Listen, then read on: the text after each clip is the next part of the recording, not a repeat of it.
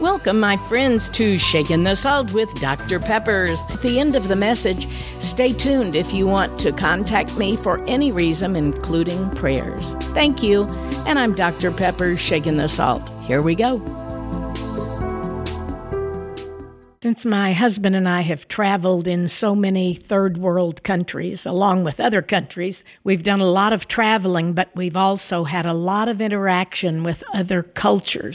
And most of the time, when I see the poverty and I see the way that these poor people live, I just think, oh, if they could only be in America. And then I see the culture of the way the family has such respect and the way that children obey and the way that many times it just seems like, what are we missing in America that's not being taught there that is being taught here? An example is the school that I got to be a part of in Africa.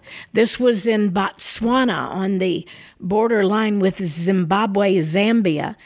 And these kids had nothing. They came to school and didn't have shoes. There would be 100 out there kicking the ball like a soccer ball, and it wasn't even that kind of a ball. They were just having fun and making the best of it, and they've never known anything else. And with such respect, they come back and line up for the teacher, and they bow when they get their little bowl of mush to eat and thankful for it.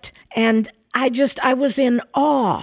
And I said to the teacher, I said, why is it that these students are so obedient and seem to be so thankful and respectful when I know they must have times when they're in trouble? And what do you do when there's a discipline problem? And the head teacher, who was also the superintendent, said, what do you mean discipline? I said, I mean when they jump out of line or talk back to you or hit somebody. And she said, no, what? Oh, no, never. I said, you've never had a student talk back to you? And she said, no, they know there is a waiting list, many, many, many more. And they know they are privileged to have this year of education. Wow.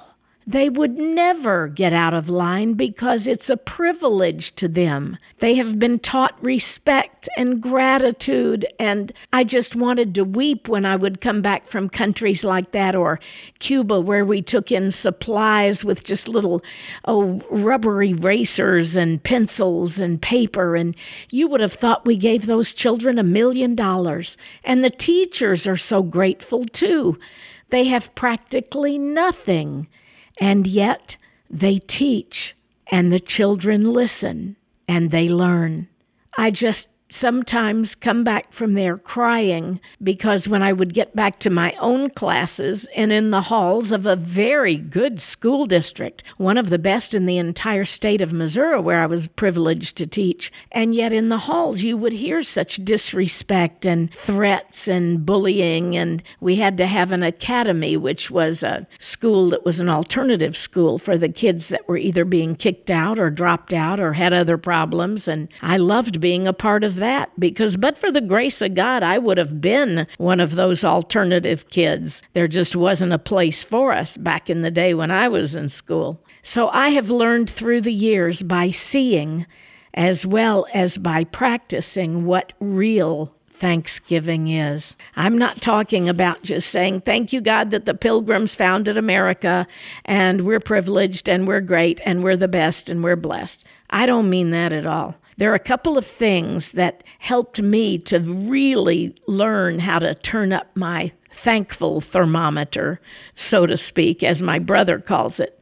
One of the things is that being grateful helps me to see more clearly either the parents or the adults or whoever it is handing me something, giving me something, teaching me something, gifting me with something, and especially it helps me to see God more clearly. Because when I can open my spiritual eyes and see that beautiful cycle in God's giving, I see the thanks. And the more I thank Him, the more grateful I am, the more I have joy, and the more I sense His presence and His personal care. And here's what it says in James 1:17. Every good gift and every perfect gift is from above and comes down from the Father of light, with whom is no change, no shadow, no turning.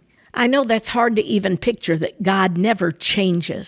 He is the same yesterday, today, and forever. The God of the Old Testament, when they were with Moses and all of the plagues that fell upon Egypt, when it was, let my people go, that's the same God that so loved the world. He sent his only begotten Son to live and die for us, that we might have life and have it more abundantly.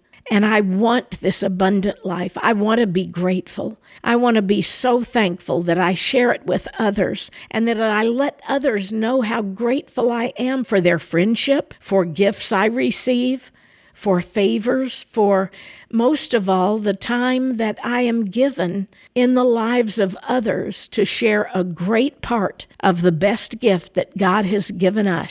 And he says, I have come that you may have life abundantly and eternally. And if I can't share in that eternity with others, then what am I here for? What is my purpose in life? I believe one of the purposes of our life is to be grateful and to have gratitude, and to help us not only be peaceful through that, but to show others the good and mighty gifts and how they too can draw closer and closer to God and live a more abundant, joyful life. And that, my friend, is why we are here. For God's good measure, for his pleasure, and for his amazing grace. I hope this week, while you celebrate Thanksgiving, your gratitude will not only be for our country, for our God, for friends, for family, but also for the gift of life, the life that we might have abundantly. God, thank you for that. Thank you for the one that is listening.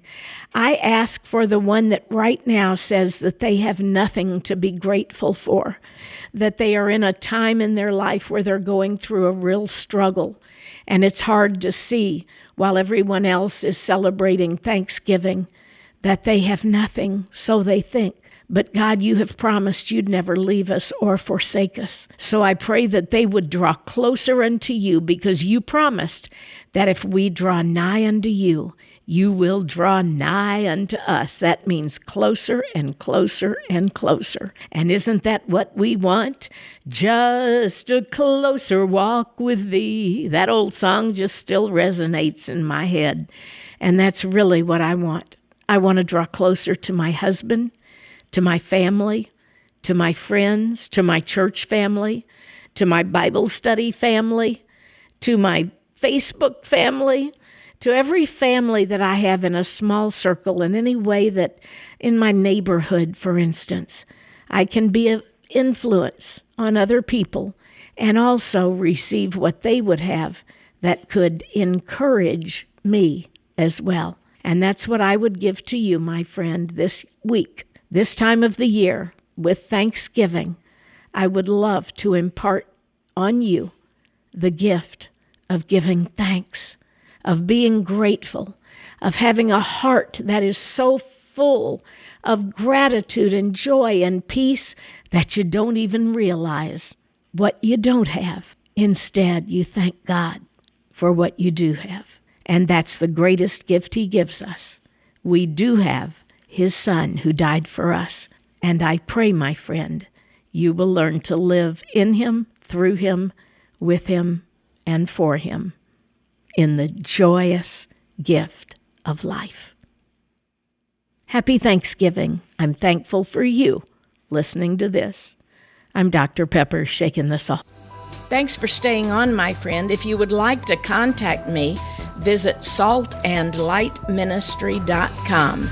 If you want to share your story with me, ask a question, have me come speak to your group, or maybe just request prayer. Once again, saltandlightministry.com. Thanks, and God bless.